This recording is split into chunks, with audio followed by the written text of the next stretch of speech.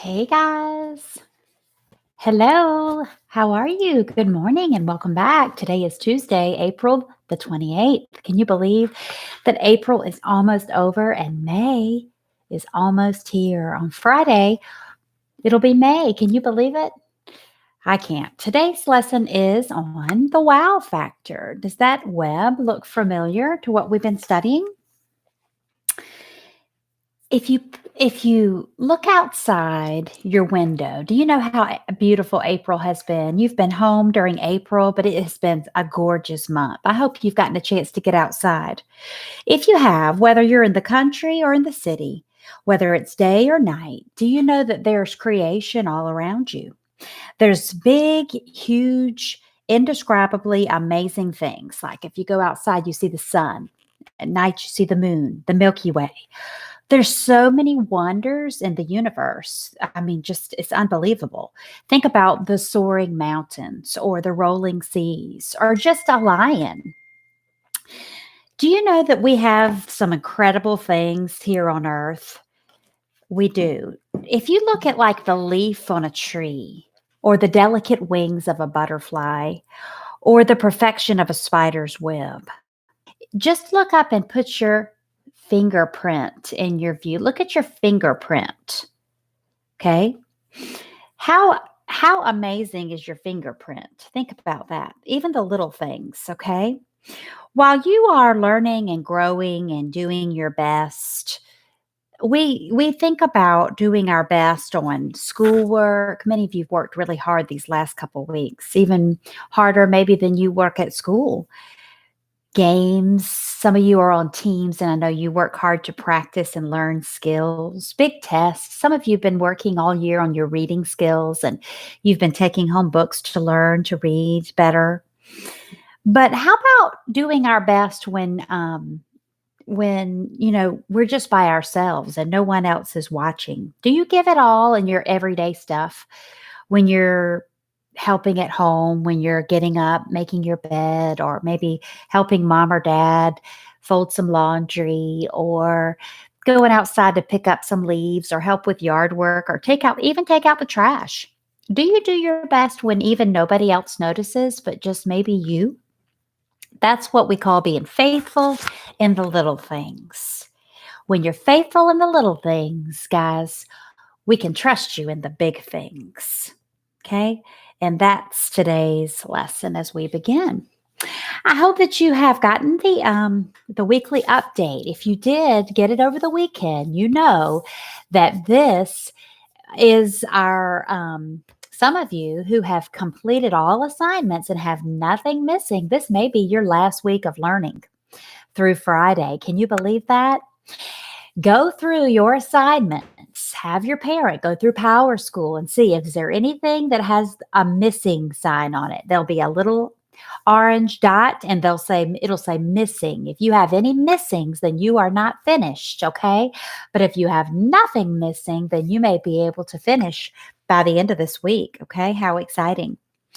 Let's look at today's lesson and start with our Riggs lesson. If you have your journal, you've been keeping your Riggs words in, or your papers, go ahead and get those out. Yesterday, we learned the first 6 words of the week, which is where we will start, okay? So you need to grab a pencil, get your things, and let's get ready to go, okay? All right. If you need to pause at any time, you can pause and you can slow down as Miss Gaylord is calling out the words. Number 1, the word is thumb. Thumb.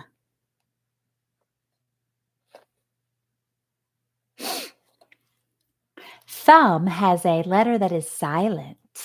Can you remember what letter that is? Thumb. Number 2, till. Till.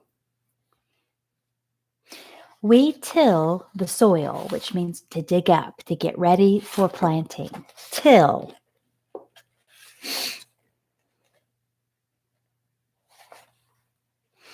Number 3, the word is tills. Tills. Jack tills the garden so that he can plant the seeds. Tills.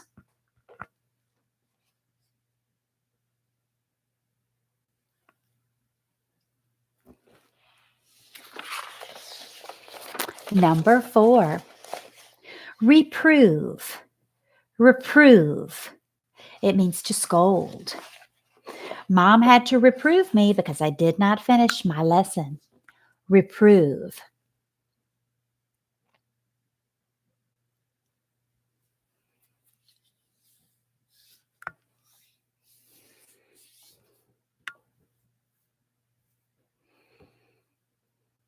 Number 5, mixture. Mixture. A mixture can be taken apart once put together. Mixture.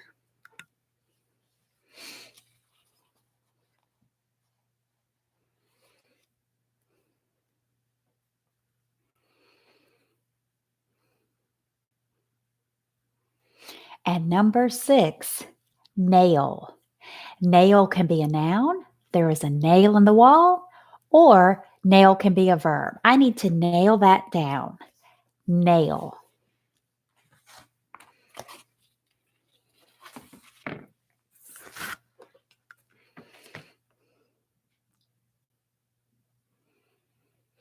Okay, you can put that paper aside. Check it against your journal. If you wrote the words from yesterday, check them to see if you got them right later, and then write the words you missed 3 times each. Or you can have mom or dad check the words for you to see if you spelled them correctly. Don't forget, after you get today's words and Wednesday's words, you keep track and you type them all into the Riggs document. You write 3 sentences with Monday's words, 3 with Tuesday, and 3 with Wednesday. Then you turn in the document. Make sure you don't turn it in early. I'm having a problem with 1 or 2 that are pressing the turn in button with nothing turned in. Okay, so you do not get credit for that. So make sure you are doing it correctly, okay? Very good. We're ready in our journal to begin. This is the next word for the week. Okay, and it's the next 4 words have to do with math. These are math words. These, guys, are units of measure. Okay, Miss Gaylord gave you last week a little cooking lesson in the kitchen. What are some things that we measure with? Can you think of them? Okay, one is a cup. Okay, cup, of course, the easiest word. How many syllables is the word cup? 1, cup. Good. It starts with a k, k, k. C. Okay, this one is the C. Okay, what are the sounds of C? K, S is the first sound, so no markings. K. A, U. What are the sounds of U? U, oo, Good. First sound, short U. P, p, P. P makes 1 sound, no markings. That's about the easiest word we've had. Cup. Very good. Now, cup can be a noun or verb. Okay, I'm going to drink out of a cup is a thing. It's a noun. I cup my hand like this. I cup my hand. That's a verb. Okay. What does the unit cup mean in math? We break down the cup and we say a cup is made of so many what we call ounces. Okay. All right. If this is a cup of water or something, how many ounces are in that cup? Do you remember? 8 ounces equals 1 cup. Okay, a cup of water is 8 ounces. Very good. All right. The next unit is bigger than a cup. It actually is the unit for 2 cups. Do you know what it's called? Pint. A pint. How many syllables are in pint? Also 1. Very good. Pint starts with a P. Okay. P has 1 sound, so no markings. P. I. What are the sounds of I? I, E. Okay. Is that the first, second, or third? I, it's the second one. We underline the I because we hear the I say its name here. Pint. It's a one-syllable word. When you hear the vowel say its name, we underline it. N, N. Very good. N makes one sound, no markings. And T. Pint. T makes one sound, no markings.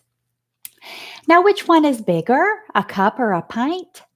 A pint. How many cups are in one pint? Okay, 2. 2 cups are in one pint. Okay, so if I have 2 cups in one pint, do you know how many ounces that would be? 8 ounces in this cup of water. 8 ounces in this cup of water, which would be 16 ounces of water in one pint. 1 pint. Good job. Okay. The next word is also a math word, and it's bigger than a pint. What is bigger than a cup, bigger than a pint? It's called a quart. Quart. How many syllables in quart? 1. Very good. Okay, a quart is also a noun, and a quart is bigger than a pint. Do you know that a quart is 2 pints? Okay, quart. What does quart begin with? Quart. The QU that goes together. It's a 2-letter sound, so we underline it. Quart. The next letter is the I, A, R, quart. It's really the 4th sound of the A, quart. See how my face makes a O? Not the I, not the A, not the O, but the O, quart. The 4th sound, okay? And then the R makes one sound, no markings. And then the T makes one sound, no markings. Okay, so if we have a cup, okay, and then you have a pint, which is 2 cups, and then you have a quart is bigger than the pint. Do you know how many pints are in 1 quart? There are 2. Okay, so this is 1 cup, 1 pint, 1 quart.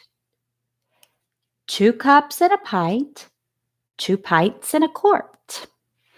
Okay, very good. The last mathematical word is what's bigger than a cup, bigger than a pint, bigger than a quart. Gallon. Good. If I was at school, I would show you all my containers. I don't have them with me today, but just picture that big gallon of milk in your refrigerator. Gallon is also a noun. How many syllables in gallon? 2. Okay. Gallon starts with a G. What are the sounds of G? G, J. It's the first one, the G, no markings. Very good. Okay. Gallon has an A next. Okay. I, O. It's the I, gallon. The first sound, no markings. Okay. The first L is silent. Like we remember when we double, we often double L, F, or S. The second L is the one we hear. So if a letter is silent, remember we underline it twice. Gal, syllable dot, gallon. L, and then you have the O, which is also a thinking cap O. It doesn't sound like O, U, And then the N is a letter that has only one sound, so no markings. Gallon. This is the L you hear, gallon. These are all math words. So if a gallon is bigger than a quart and a pint and a cup, do you know how big a gallon is? Okay, a gallon is worth 4 quarts, 8 pints, and 16 cups.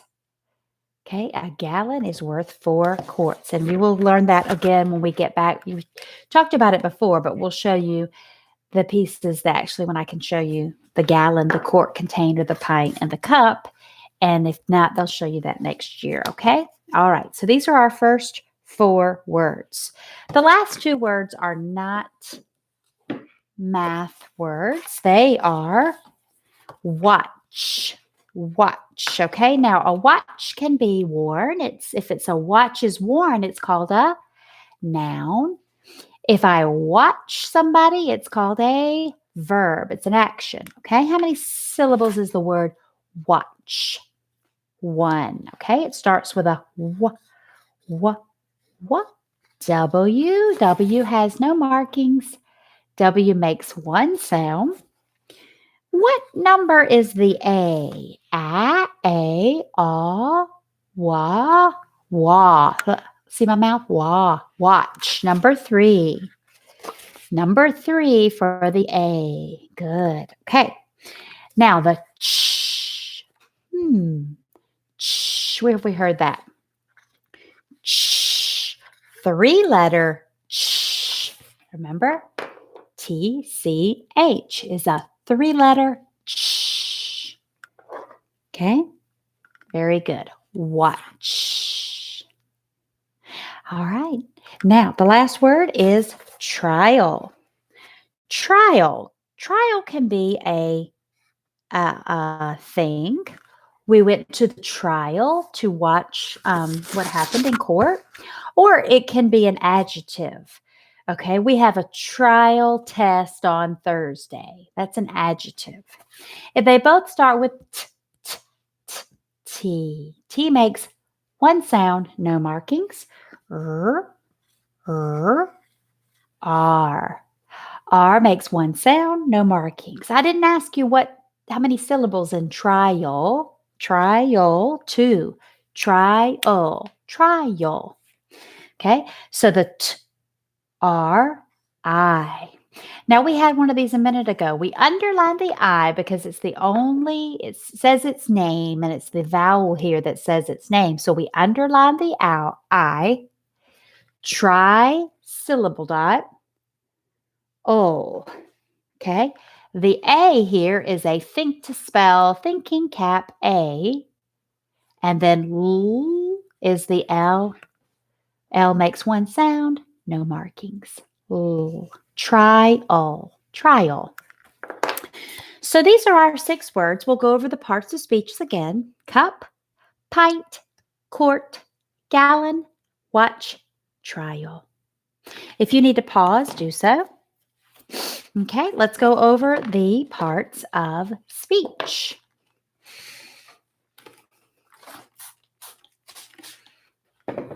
Okay. Now, Ms. Gaylor told you that a lot of these are what part of speech? A lot of these are nouns. Very good. Okay, so some of them can be both. Okay. Now let's look at the nouns first. Okay, let's start with the mathematical words. What math words are nouns? A cup. Okay, a cup is a thing. What other word? A pint. Okay, another word would be a quart and a gallon. Good. Okay, so these are all nouns that could be things. So you can write them under your nouns column. Cup, pint, quart, gallon.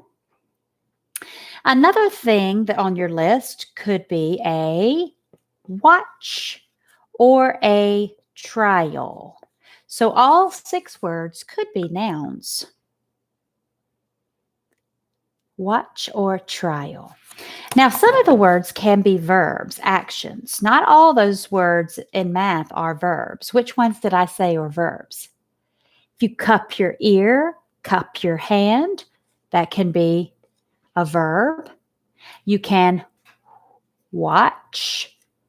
Good. Something. Cup and watch. And then we had one word that could be an adjective.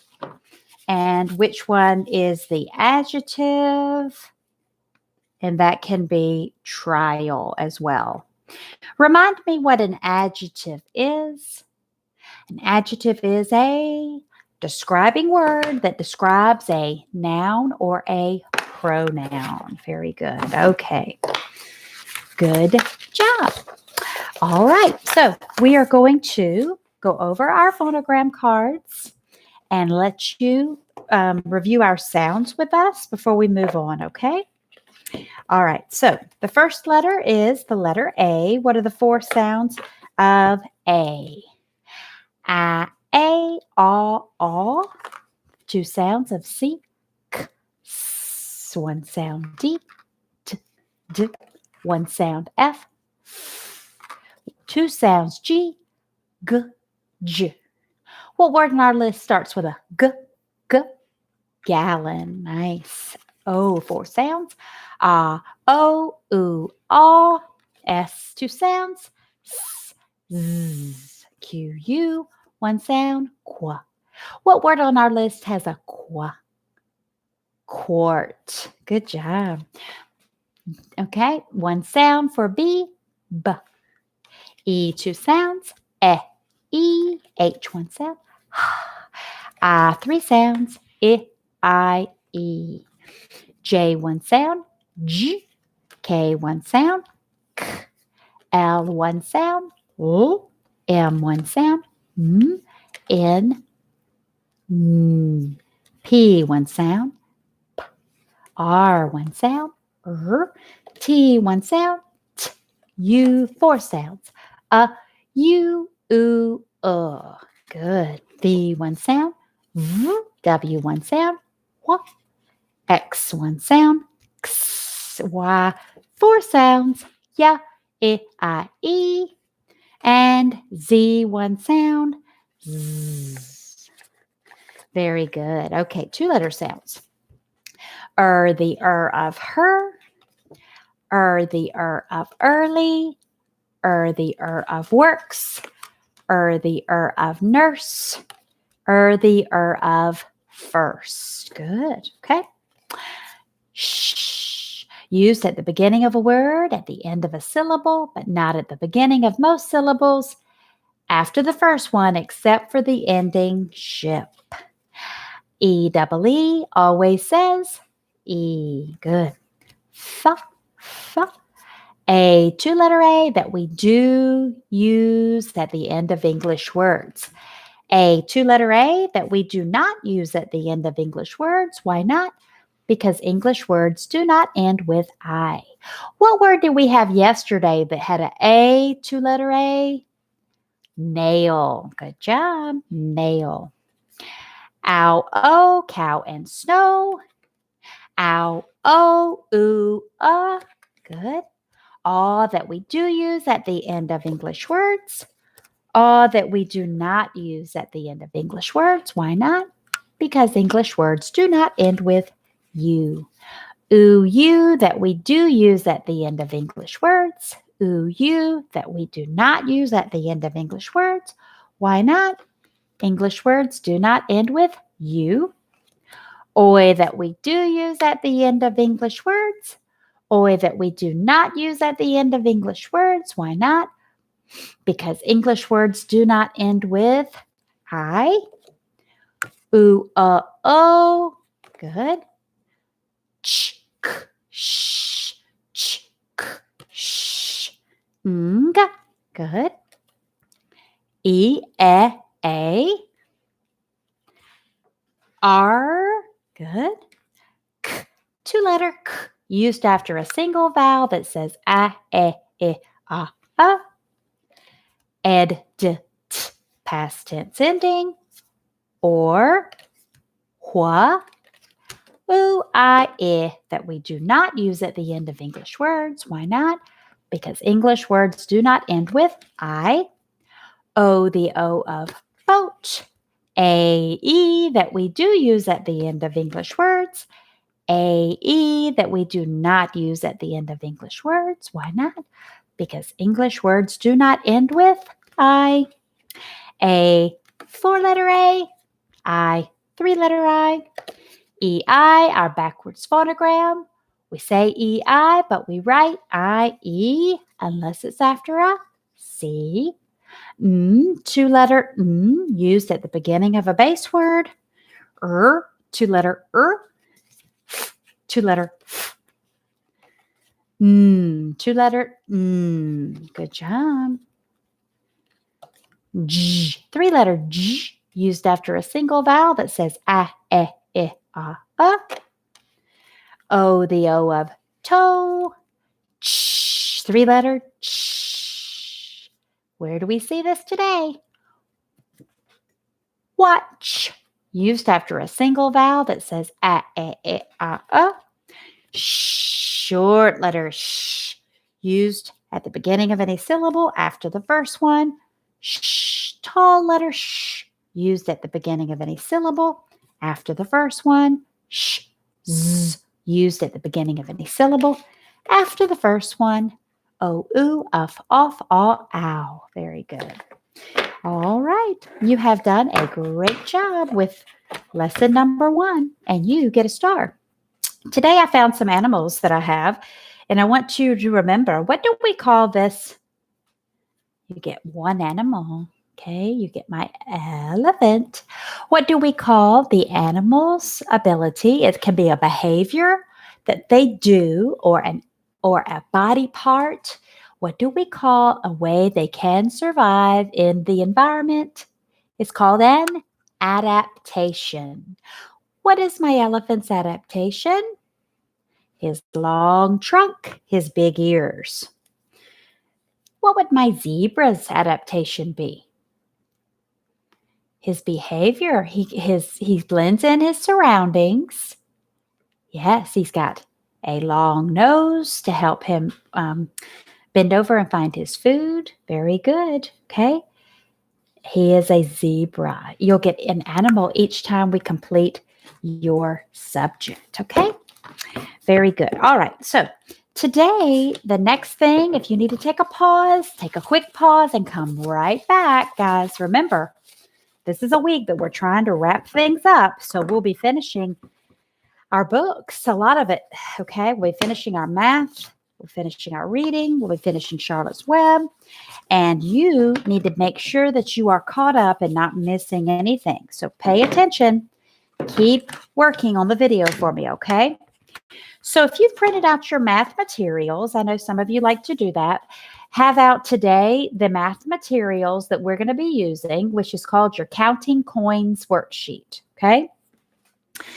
Since we're not learning any new material this week, we will be reviewing. We have covered our entire textbook in math and reading, so this is a review. No new teaching is being learned, but it's a good time to sharpen up your skills, okay? Later in the week, there'll be some word problems that go with these, the counting of money, okay? Now, I want you to look at the money in the picture. Now, Miss Gaylord does not have that first coin in the picture. It's a large coin, larger than a quarter. What do we call that large piece of money? Okay, we call it a 50 cents piece, okay? A 50 cents piece. Now, if you were to write 50 cents, remember there's two ways. You could write it like this, or you could write it like this, okay? 50 cents. There are 4 of them, okay? So we need to do a little mental math here to figure out what we're going to be doing with those 50 cents pieces, okay? There are 4, 50, and 50. If I was going to add 50 and 50 cents, I would get what? $1. But I don't have 2, I have 4. I have 4, okay? So I'm going to go to the side, 50 cents, 50 cents, 50 cents, and 50 cents. Now, there's 2 ways to do this, okay? You may be able to add these up. Most of you can add these up in your head, okay? If not, I'll show you the other way. How much is 50 cents, 50 cents, 50 cents, and 50 cents, okay? 50 and 50 is $1. A dollar plus another 50 cents would be $1.50. And $1.50 plus another 50 cents is $2. Good job. What if you'd rather just be accurate and add it out together? Could you add this column up and down? You sure could. What's 0, 0, 0, and 0? 0. What's 5 and 5? 10. 10 plus 5? 15. And 15 plus 5 is 20. You can't forget to put what we call our decimal point and dollar sign. That's not quite the answer to the problem. That's just the 50 cents pieces, okay? So now we need to look at the quarters. There are 3 quarters given there. 3 quarters, okay? So how much is 3 quarters? Each quarter is worth how much? 25. Good. There'll also be a part of the homework where you have to identify the coins, okay? The quarter there with the George Washington, 25, 25, and 25. You have 3 of them, okay? Now, some of you are used to counting things in your mind. How much is 25 plus another 25 cents? This would be 50 cents. Great, okay? How much is 50 cents plus another 25 cents? 75 cents. What if you wanted to check yourself? Could you add 5 and 5? 10. 10 plus 5? 15. Bring down the 5. Don't forget to carry the 1.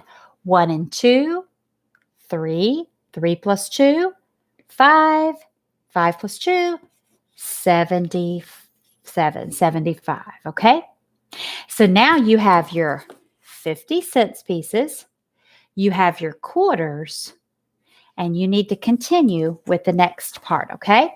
The next part are the dimes. Can you look at your sheet and tell me how many dimes are there?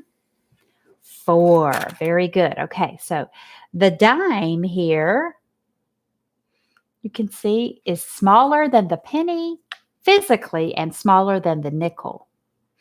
Okay, so the dime, there are 4. So that would be 10 cents plus another 10 cents plus another 10 cents plus another 10 cents. Now, many of you like to count those in your head. Okay, let's count by tens.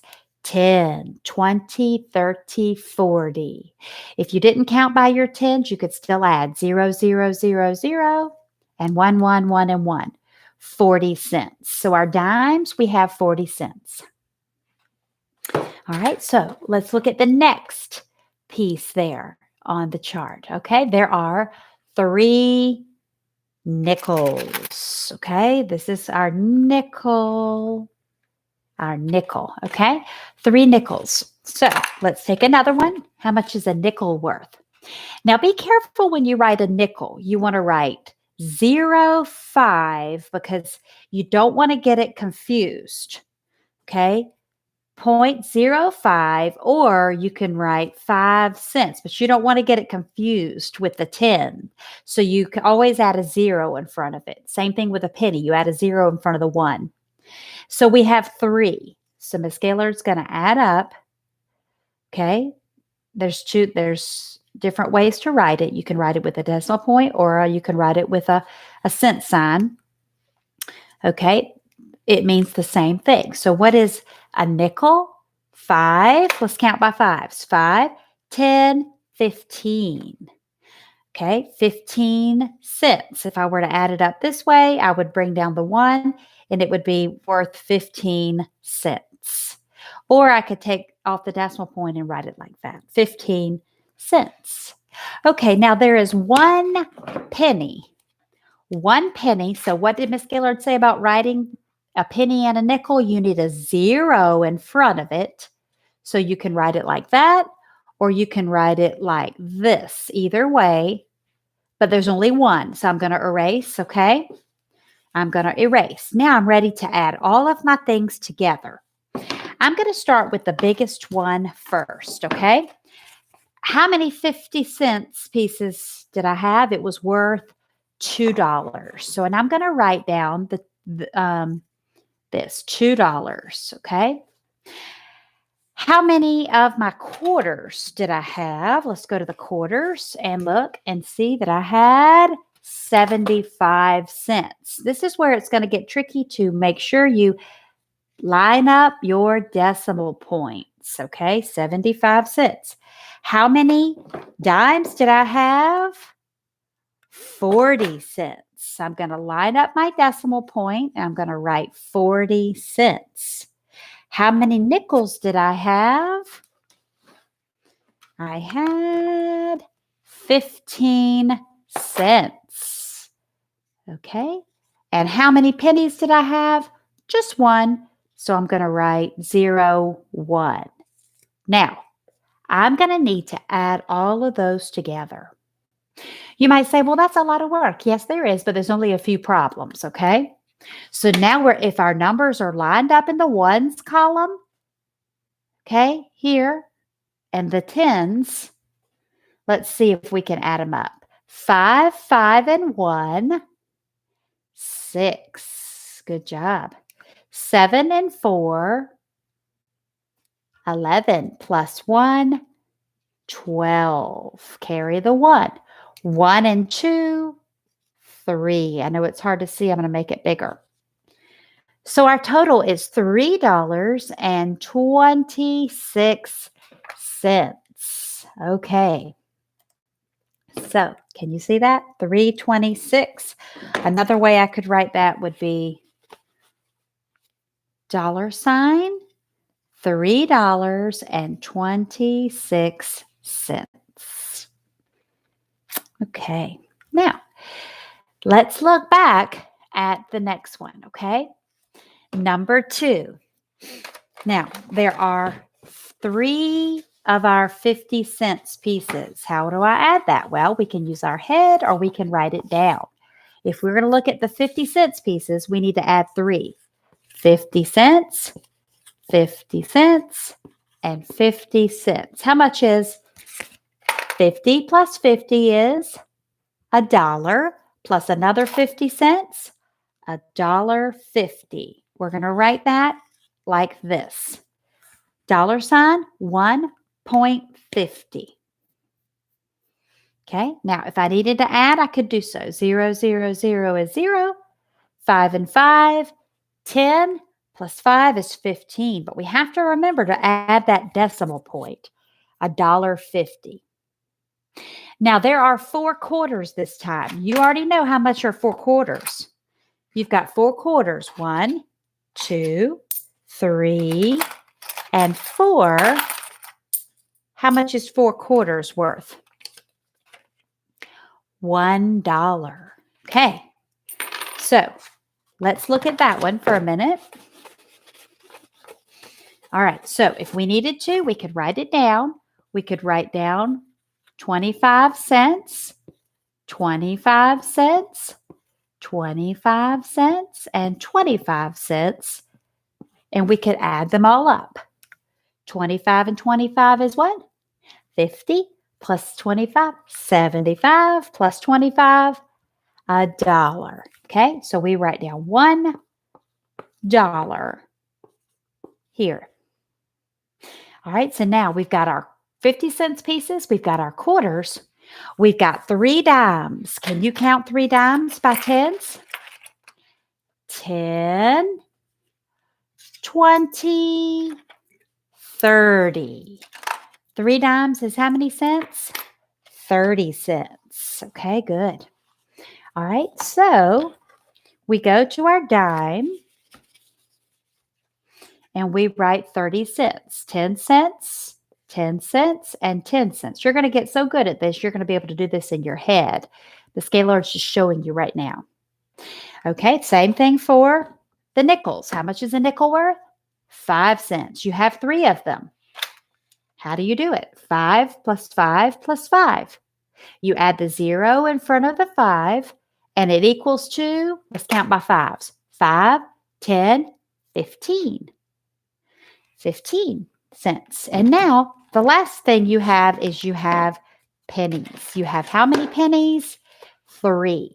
When you write a penny, make sure you write the 0 in front of the 1 and you write it 3 times. Okay, and how much is that? That is worth 3 cents. 3 cents. Now we're ready to add it all together. Okay, so we have $1.50 from the 50 cents pieces. We have $1 from the quarters. We have 30 cents from the dimes. We have 15 cents from the nickels and 3 cents from the pennies. And Skylar's going to put all that on one sheet. Okay. The 50 cents pieces were 3. That was $1.50. The quarters, there were 4. That's $1. The dimes, there were 3. That's 30 cents. The nickels, there were 3. That's 15 cents. And the pennies, there were 3. That's 03 cents. Okay. Now I'm ready to add all of those together. Okay. Make sure I line up my numbers carefully. What is 5 and 3? 8. What is 5 and 3? 8 plus 1 is 9. Okay, and what is 1 and 1? 2. Make sure I add my decimal point, my dollar sign, and I have how much money? $2.98. Good job. Okay, so your job is to finish the worksheet out. There are several more for you to do. I just did 2 with you. So your job is to do number 3, 4, 5, and 6. There are 4 more to do. Practice those at home. Miss Gaylord had given you some trays earlier to practice with. Remember these? And you could have, I hope some of you have been doing those. Now you're ready to start counting on your own. Okay, so that's what your job is in math today, is to finish those up, okay? Each day in math, we'll review a skill so that you can make sure you're on top of that. There'll be some word problems as well later in the week. Okay, very good. All right. If you need to press pause, do so. Okay, my next items are these. You got your reward for math. Do you know what these are? It's my tiger and my leopard. Very good. What are some of their adaptations?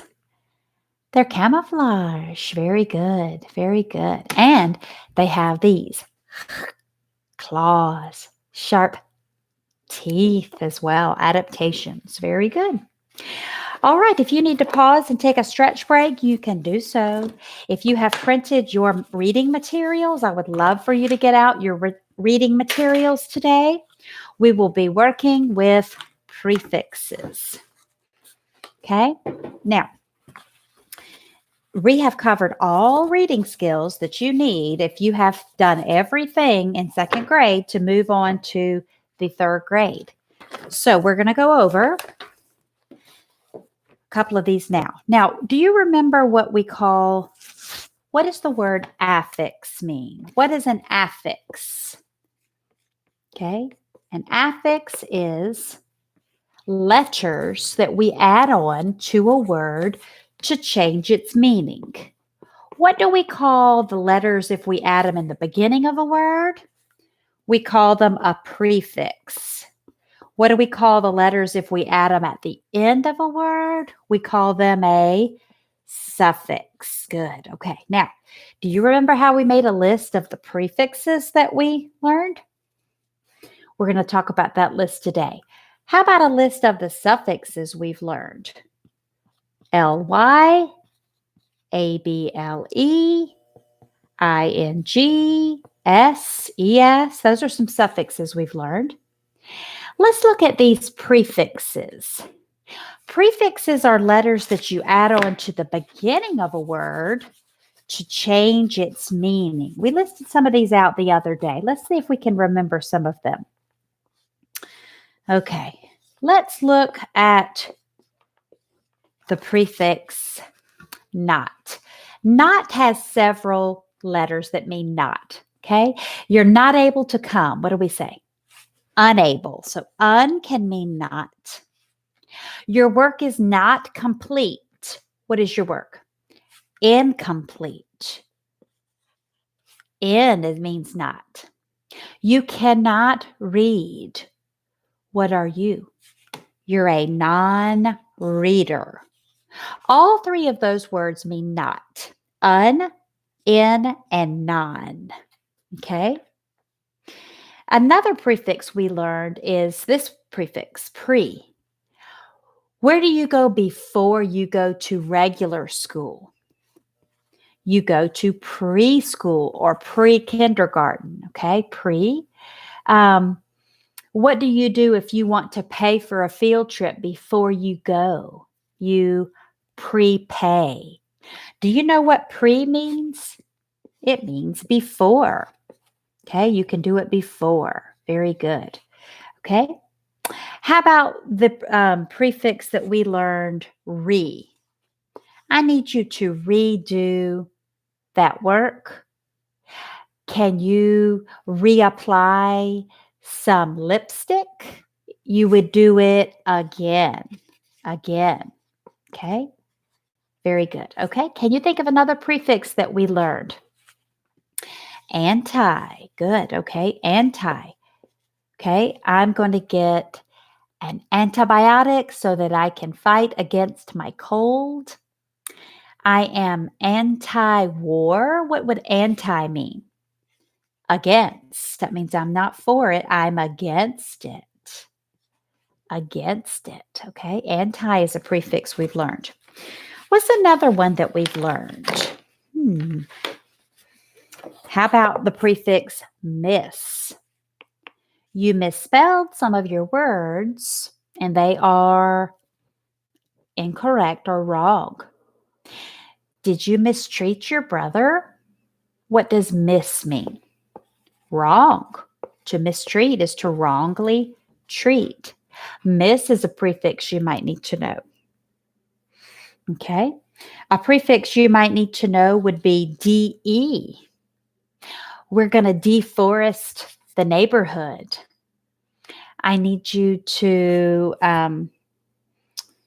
another one would be, all I can think of is desalinate, to take the salt out of water.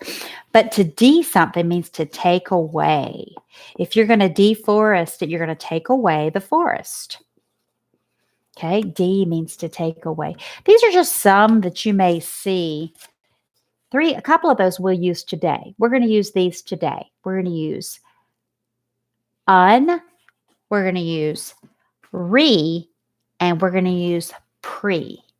If you have your book, turn to page 436 if you've printed out your work, okay? Introduction. You can use word parts to figure out what a word means. Remember yesterday we used context clues? We looked at the words around it to see what the word meant. You can also figure out a word if you look at the prefix. Okay, it says a prefix is a word part that you add at the beginning of the word and it changes the meaning of the word. Here's some examples. Un means what? Not. What if you put un with the word fair? Okay, let's look. Okay, it is fair for everybody to start at the same time. Fair. Okay. It is unfair for someone to get extra time. What do you think un means there? Not fair. The new word is unfair. It means not fair. Okay. How about the prefix re? It means again. Okay. If you're going to tell a story, I'm going to tell it to you. Okay. And then if I'm going to retell a story, what would that mean to do? To tell it again.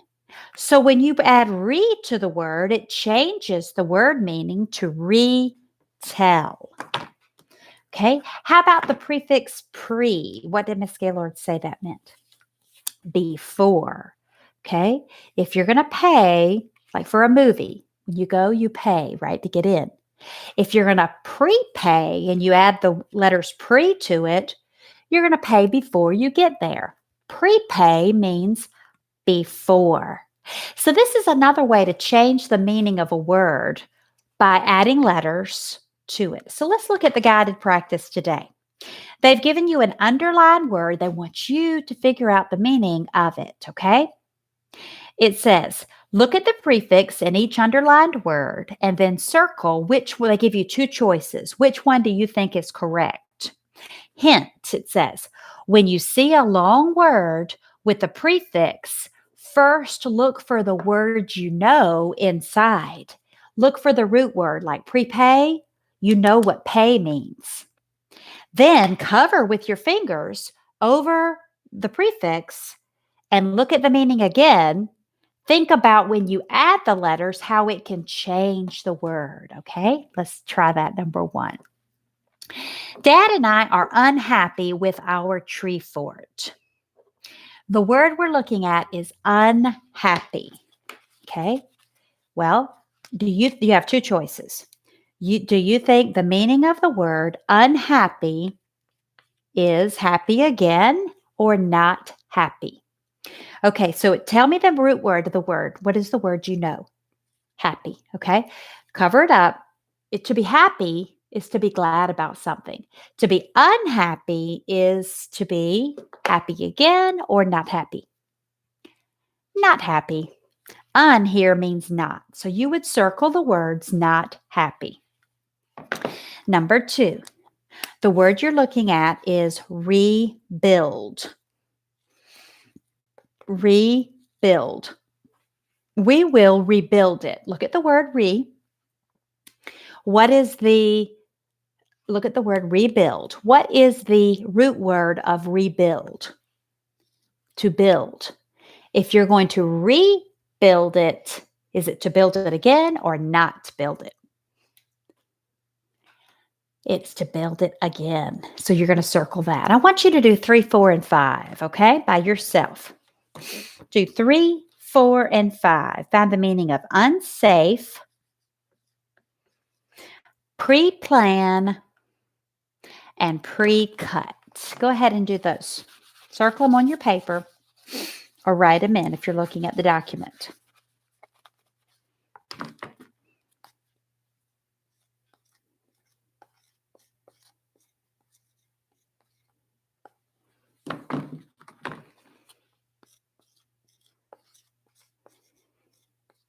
Okay, if you need to pause, you can do that. The first one we're going to look at is unsafe. What's the root word of unsafe? Safe, okay? To be safe is to be secure, not going to be under any harm, okay? So unsafe is the opposite. We call an opposite word the antonym. The opposite of safe is unsafe. So it says the roof is broken and unsafe.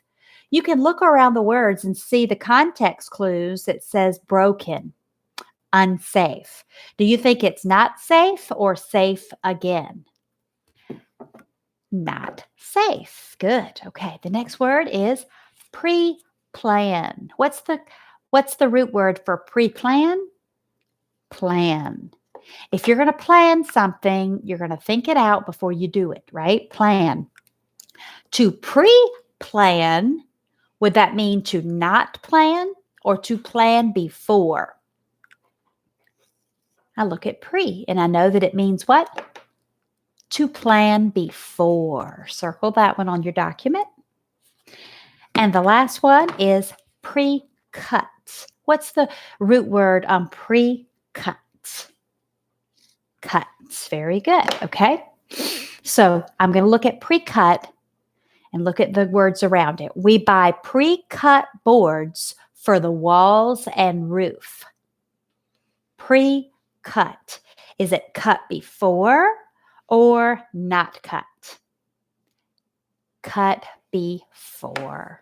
Very good. Now, this time I want you to do two things. On the back, you look at the sentences. You look at the words around it. We call those the context that it's in.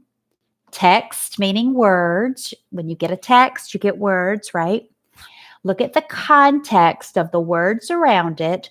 Then look at the prefix to figure out the meaning. You have 4 choices, okay?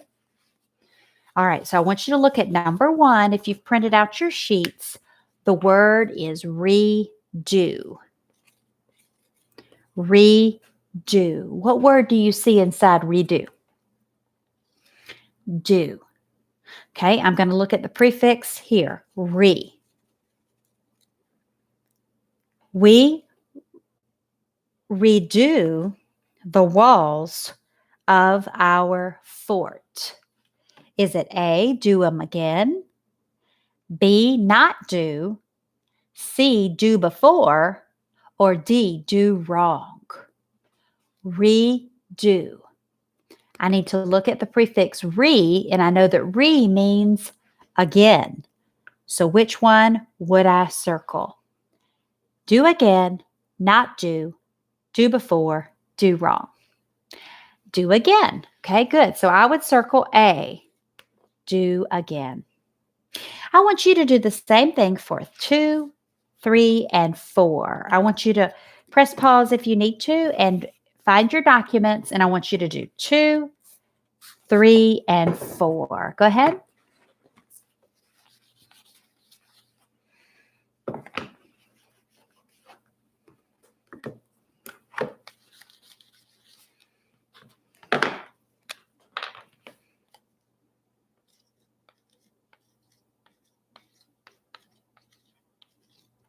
Okay, so you've had time to do it. I think you've paused. And now you're looking at the word number 2, unbroken. What word do you see inside the word unbroken? You see broken. Good. It says, we save the unbroken boards. If I look at the prefix un, am I going to choose A, broken again, B, broken before, C, very broken, or D, not broken? We're going to use the unbroken boards. We would choose D, not broken. Okay, I want you to do the same thing for number 3. What is the root word in pre-test? What word do you see inside this word? Test.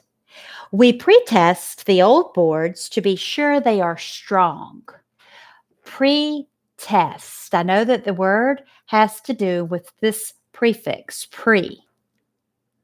I know that pre means before, so I'm going to choose A, test again and again. B, do not test. C, test before.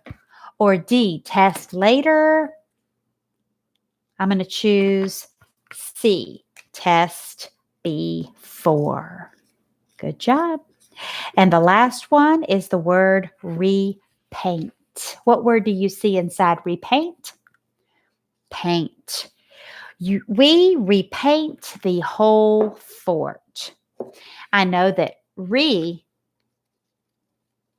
does it mean before? No. Does it mean not? No. Does it mean again? Yes. So would I choose A, not paint? B, paint again? C, paint quickly? Or D, paint before? I would choose B, paint again. Very good. All right. This wraps up our reading right now today. Have you been completing your I Ready reading? Okay, about half of you have. Half of you do not have the missing, and you're going to be able to wrap up if everything's completed by Friday. If you are not completing your things, you need to make sure you're doing that. You got a few more days this week to do it, okay? You're to complete your 80 minutes a week in reading, 80 minutes a week in math. Okay, some of you have been doing that, and you have been very vigilant about that, very good about it. Make sure you are continuing to do so, okay? All right, so the next one is the adaptation of this little guy, the rabbit. You get it. The rabbit, after reading, what it's its adaptations. His long ears and his ability to hop. Very good. Very good. Okay. You are on track now to look at your next thing, which is in science. Miss Gaylord has uploaded the science to the classroom. If you look under science, there are 4 activities you're to do this week. Yesterday, Miss Gaylord told you under materials, you saw the video you were supposed to watch. Don't be afraid of spiders. Today's activity is to watch this book. It's a 6-minute book called The Diary of a Spider. You're supposed to read the book, and then there's a Google, there's a homework. It says science homework after watching the videos. It's a quiz. Okay, I can see that several of you have already done that. Very good. Okay, looks like Dante, Jamar, Fumike, and Elise have already completed that. Good job. And Charisma. So make sure that you are doing that today. You're watching the book and then doing the little quiz. Now, tomorrow, Wednesday, there's a Google form you have to complete for what you've learned on spiders. And then Thursday, you get to do an activity that I love. You get to make a spider out of some material you have at home, whether it's construction paper, it could be something like leaves. You could make it out of these. You could make it out of pipe cleaners, or you could make it out of anything you have, cotton balls. I don't know what you've got around, but take a picture of it, upload it to me via email, and let me see that you can count that off your list. Okay, good job. That's awesome. Now, since we're talking about our spiders, let's go to our book today. We are going to finish by Friday. It's important that you do not take the end of book test that I've already uploaded until we get done. Okay, you will not pass the test if you're guessing at answers, right? Now, yesterday we read Off to the Fair. Do you know that Wilbur got to go to the county fair? Do you remember who got to go with Wilbur? Charlotte crawled in and Templeton. Why did they, Old Sheep, tell Templeton that he needed or should go to the fair? He told him that a fair was a rat's paradise, remember? Wilbur and Charlotte wanted him to go because they may need him to do some general work. Remember, Charlotte's still trying to save Wilbur's life, right? How's she saving his life? She's writing words in the web. Do you remember the words she's written? Some pig, terrific, and then radiant. Wilbur was all shined up, ready to go to the fair. What did Mrs. Zuckerman put on Wilbur to get him ready for the fair? Buttermilk. She cleaned him with buttermilk, and then they pushed him into the crate. Remember what happened to Wilbur before he got into the crate? He fainted. He fainted. Do you remember? And then they were able to revive him, and he is up and everybody's in the truck ready to go to the fair. We're going to start today on chapter 17. If you have your book or if you have the PDF there that I gave your parent, it's called Uncle, okay? Page 130. When they pulled into the fairgrounds, they could hear music. They could see the Ferris wheel turning in the sky. Do you know what a Ferris wheel is?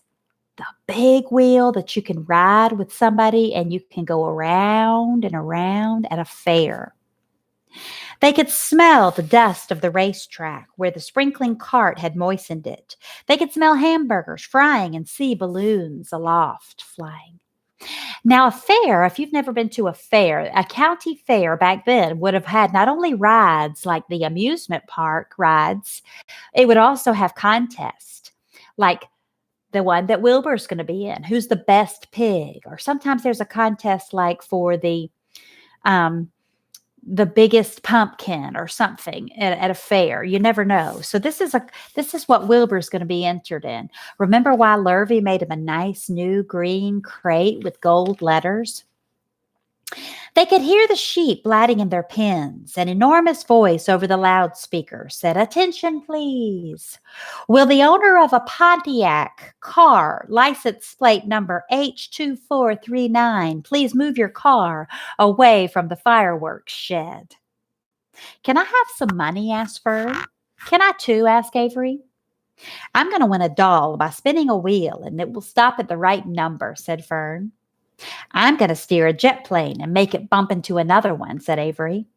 "Can I have a balloon?" Fern asked her parents. "Can I have a frozen custard," which is like an ice cream, "and a cheeseburger and some raspberry soda pop?" asked Avery. "You children, you be quiet until we get the pig unloaded," said Mrs. Arable. "Let's let the children go off by themselves," suggested Mr. Arable. "The fair only comes once a year." Now you can tell from this story it was written a long time ago. Today, parents would not let their children go off alone, but this was a different time period. This was a different time when things were safer. And so they say, you know what? Let's let them go alone. Let's give them a little bit of money and let them go play by themselves. Mr. Arable gave Fern 2 quarters and 2 dimes. How much money is 2 quarters and 2 dimes? 70 cents. Now you can tell this book was written a long time ago because 70 cents is not going to get you very far at a fair today, right? He gave Avery 5 dimes and 4 nickels. How much money is that? 5 dimes, 10, 20, 30, 40, 50, plus 4 nickels, 55, 60, 65, 70. So they both got 70 cents. Good. Now run along, Mr. Arable said to them. And remember, the money has to last you all day. Don't spend it all the first few minutes. And be back here at the truck by noontime so we can all have our lunch together. And don't eat a lot of stuff that's going to make you sick to your stomachs. And if you go on the swing, said Mrs. Arable, you hang on tight. You hang on very tight. She said, "You hear me?" "And don't get lost," said Mrs. Zuckerman. "And don't get dirty. And don't get overheated," said their mother. "And watch out for pickpockets," said their father. What's a pickpocket? Somebody who would take your money out of your back pocket. "And don't cross the racetrack when the horses are coming," cried out Mrs. Zuckerman.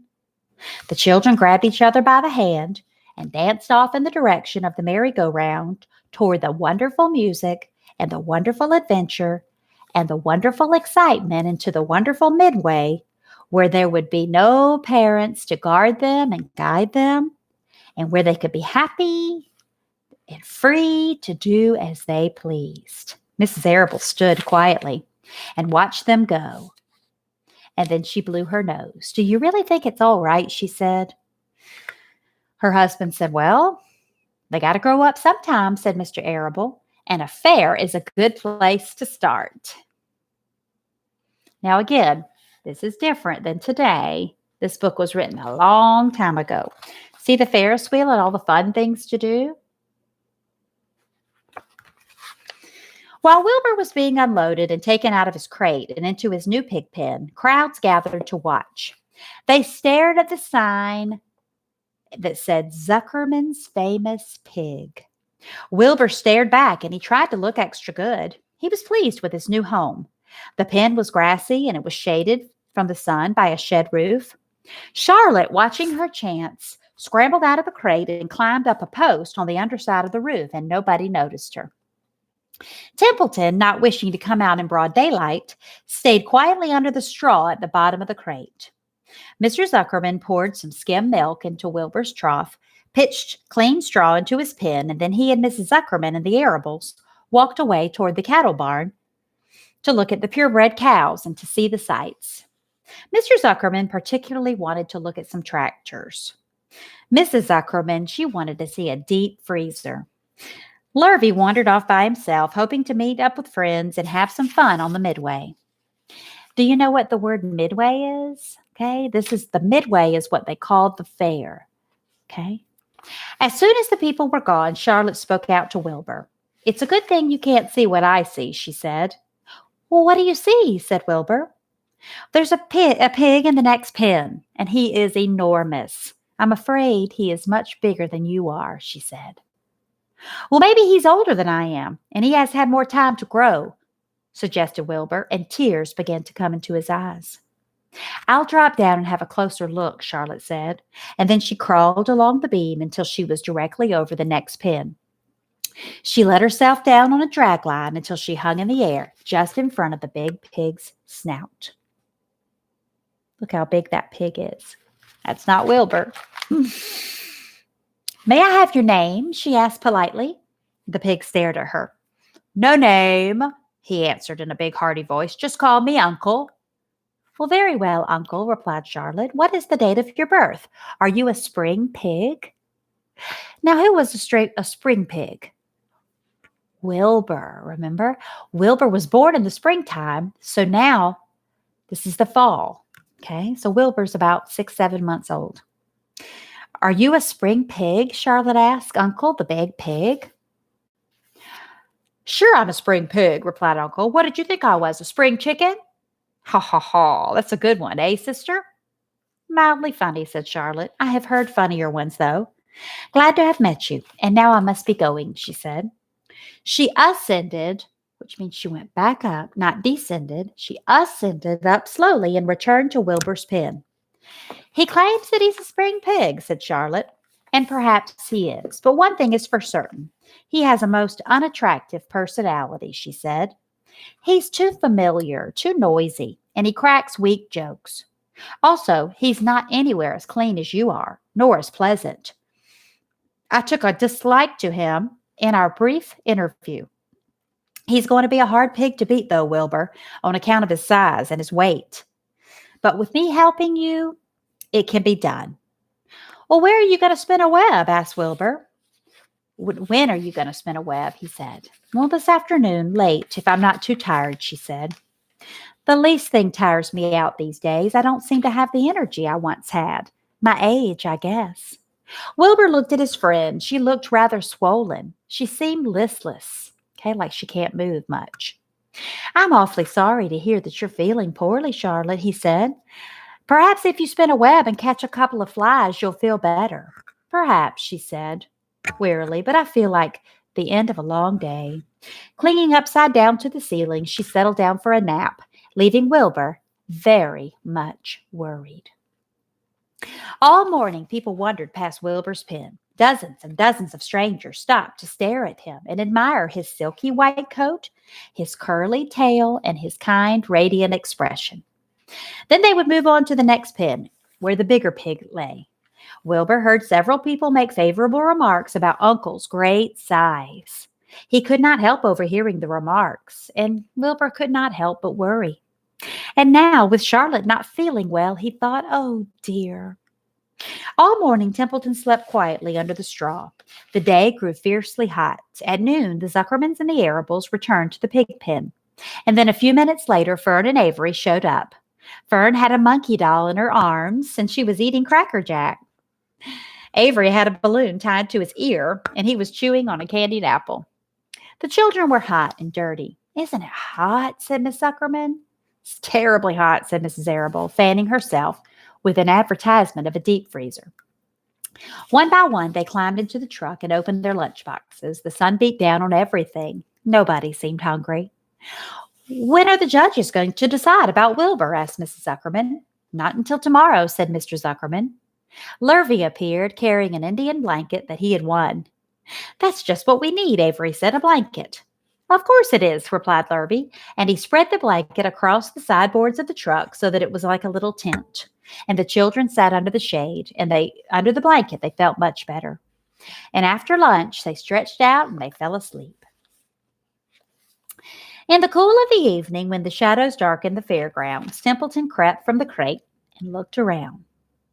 Now, why would Templeton not come out during the daytime? Rats would come out at night when it's dark. Wilbur lay asleep in his straw, and Charlotte was building a web. Templeton's keen nose detected the many fine smells in the air. The rat was hungry and thirsty. He decided to go out exploring. Without saying anything to anybody, he started off. Bring me back a word, Charlotte called after him. I shall be writing tonight for the last time, she said. The rat mumbled something to himself and disappeared into the shadows. He did not like being treated like a messenger boy. After the heat of the day, the evening came as a welcome relief to all. The Ferris wheel was now lighted up. It went round and round in the sky, and it seemed twice as high by day as it was by night. There were lights on the midway now. You could hear the crackle of the gambling machines. You could hear the music of the merry-go-rounds and the voice of the man in the Beano booth calling out numbers. The children felt refreshed after their nap. Fern met her friend Henry Fussy, and he invited her to go ride with him in the Ferris wheel. He even bought a ticket for her, so it didn't cost her anything. When Mrs. Arable happened to look up into the starry sky, she saw her daughter sitting up there with Henry Fussy and going higher and higher into the air. And she saw how happy Fern looked. And she shook her head and she said, my, Henry Fussy, think of that. Templeton kept out of sight. In the tall grass behind the cattle barn, he found a folded up newspaper. Inside the newspaper was the leftovers from somebody's lunch. A deviled ham sandwich, a piece of Swiss cheese, a part of a hard-boiled egg, the core of a wormy apple. The rat crawled in and ate everything. Then he tore out the word of the paper. He rolled it up and he started back toward Wilbur's pen. Charlotte had almost finished when Templeton returned, carrying that newspaper clipping. She had left a space in the middle of the web. What was the space for? The word, right? At this hour, no people were around the pig pen, so the rat and the spider and the pig were all by themselves. I hope you brought a good one, Charlotte said. It shall be the last word that I ever write. Here, said Templeton, unrolling the paper. Well, what does it say? Said Charlotte. You have to read it for me. It says humble, says the rat. Humble? Said Charlotte. Well, humble has two meanings. It can mean not proud, and it means near the ground. That is Wilbur all over. He's not proud, okay, which means he doesn't brag, and he's near the ground. Well, I hope you're satisfied, said the rat. I'm not going to spend all my time fetching and carrying. I came to the fair to enjoy myself, not to deliver papers. You've been very helpful, said Charlotte. Run along if you want to see more of the fair. The rat grinned. I'm going to make a night of it, he said. The old sheep was right. The fair is a rat's paradise. What eating and what drinking, and everywhere there's good hiding and good hunting. Bye-bye, my humble Wilbur. Fare thee well, Charlotte, you old schemer. This will be a night for me to remember in a rat's life. And he vanished into the shadows. Charlotte went back to work. It was quite dark now. In the distance, fireworks began to go off, rockets scattering fiery balls in the sky. By the time the Arables and the Zuckermans and Lurvy returned from the grandstand, Charlotte had finished her web, and the word humble was woven neatly in the center. But nobody noticed it in the darkness. Everyone was tired and happy. Fern and Avery climbed into the truck and lay down. They pulled the Indian blanket over them. Lurvy gave Wilbur a fresh fork full of straw. Mr. Arable patted him, said, time for us to go home. We'll see you tomorrow. The grown-ups climbed slowly into the truck, and Wilbur heard the engine start, and then he heard the truck moving away at low speed. He would have felt lonely and homesick had Charlotte not been with him. He never felt lonely when she was near. In the distance, he could still hear that music of the merry-go-round. As he was dropping off to sleep, he said this to Charlotte. Sing me that song again, about the dung in the dark, he begged. Not tonight, she said in a low voice. I'm too tired. But her voice did not seem to come from her web. Well, where are you? Said Wilbur. I can't see you. Are you on your web? I'm back here. I'm up in this back corner, she said. Well, why are you not on your web? Said Wilbur. You almost never leave your web. I have left it tonight, she said. Wilbur closed his eyes. Charlotte, he said, after a while, do you really think that Mr. Zuckerman will let me live and not kill me when the cold weather comes? Do you really think so? Of course, said Charlotte. You're a famous pig, and you're a good pig. Tomorrow, you probably will win a prize, she said, and the whole world will hear about you. Zuckerman will be proud and happy to own such a pig. You have nothing to fear, Wilbur, said Charlotte, nothing to worry about. Maybe you'll live forever, who knows? And now go to sleep, she said. For a while there was no sound, and then there was Wilbur's voice. What are you doing up there, Charlotte? He said. Oh, making something, she said, just making something as usual. Is it something for me? Asked Wilbur. No, she said. It's something for me for a change. Please tell me what it is, begged Wilbur. I'll tell you in the morning, she said, when the first light comes into the sky and the sparrows stir, and the cows rattle their chains, and the rooster crows and the stars fade, and when early cars whisper along the highway, you look up here, and I'll show you something, she said. I'll show you my masterpiece. Before she finished the sentence, though, Wilbur was asleep. She could tell by the sound of his breathing that he was sleeping peacefully deep in the straw. Miles away at the Arable's house, the men sat around the kitchen table, eating a dish of canned peaches and talking over the events of the day. Upstairs, Avery was already in bed asleep, and Mrs. Arable was tucking Fern in her bed. Did you have a good time at the fair? She said to Fern, and she kissed her daughter. And Fern nodded. She said, I had the best time I have ever had anywhere or any time in my whole life, she said. Well, said Mrs. Arable, isn't that nice? Now, we've left off tomorrow. We will cover chapter 19, the egg sac. But Charlotte has given us some clues about what may happen. What are some clues we got from the story that something important is going to happen? Charlotte says that this may be the last word she will ever write. When Wilbur asked Charlotte, what are you doing? What are you making? What does Charlotte say? Something for me for a change. Does she tell Wilbur what that is? Nope, she says, I'll tell you in the morning. As we finish out today, let's answer a few comprehension questions, okay? I'm going to go way back, because you need to prepare for the last end of the book part of the test, okay? All right, so let's think of these. Let's start with some true or false. Okay. Wilbur, when he was a piglet, a baby pig, he was a runt. True or false? True or false? True. Good. Okay. Wilbur went to school with Fern. False. Remember, it says he waited by the fence. Okay. Wilbur was a fall pig and born in the fall. No, Wilbur was a what? Spring pig. False. The animals were not interested in Wilbur that lived with him. False. How do you know the animals were interested? The geese, the sheep, remember they helped Wilbur. They talked to him and helped her. Very good. This is a fill in the blank. Lurvy was ordered by Mr. Zuckerman to, instead of putting Wilbur in the manure and mud, what was Wilbur supposed to have in his bed? Clean straw. Very good. Okay. Charlotte only thought about herself. True or false? False. She always thought about others, right? Charlotte was caring and thoughtful to Wilbur. True. Very good. Okay. Charlotte did her best thinking when she was upside down.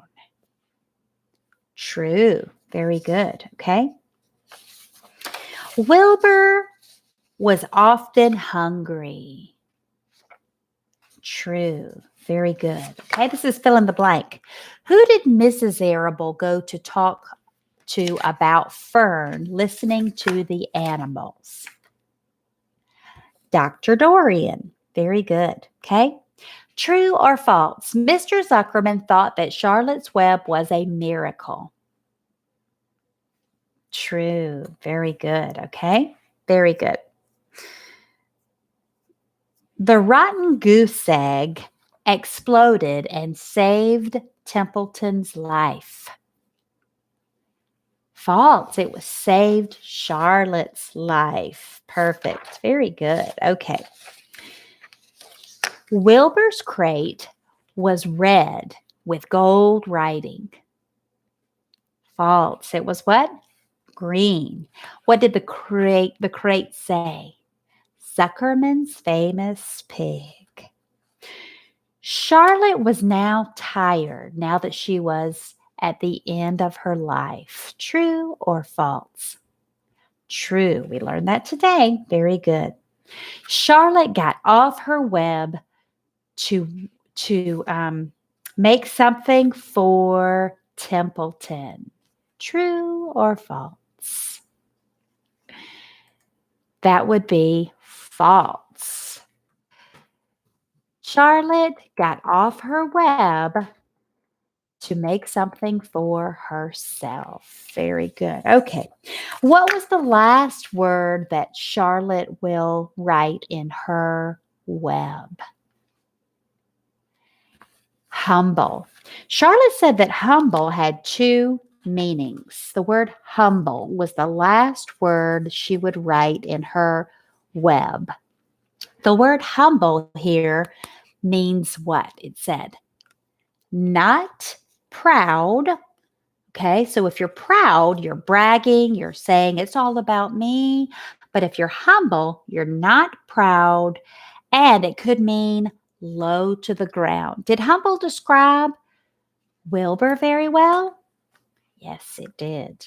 Yes, it did. Very good. Okay, so we'll have to wait till tomorrow to find out what that means. Let's get our last little star for today, and the last one is here is Wilbur, the pig. Okay, what is some adaptations of Wilbur? It is his snout helps him to eat with. You see, his snout. Very good. Could be part of his adaptation. Okay. All right. So let's wrap up here. You got all 5 stars. You got all of your things. Don't forget to work on your science project this week. Don't forget your iReady reading and math. And everything else should be in your Google Classroom. Okay. Thank you for joining me today. And I will see you tomorrow. Okay. Let me know if you have any questions. Okay. Goodbye. Goodbye. Goodbye.